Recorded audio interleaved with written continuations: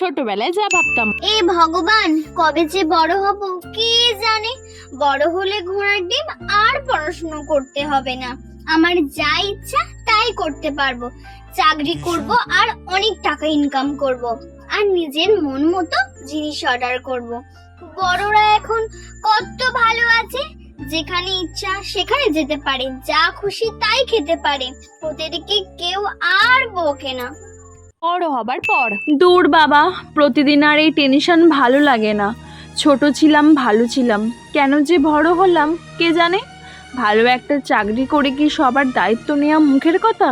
এদিকে আবার সবাই বিয়ের জন্যও প্রেশার দিচ্ছে, অন্যদিকে বয়ফ্রেন্ডটাও ঠকাচ্ছে। আবার যদি সেই ছোটবেলার দিনগুলোতে ফিরে যেতে পারতাম, মন খুলে একটু হাসতে পারতাম, মাথার ওপর কোনো চাপই থাকতো না। এই চাকরি, ফ্যামিলি, বিয়ে, বয়ফ্রেন্ড, সব কিছু চাপ আর সহ্য করতে পারছি না।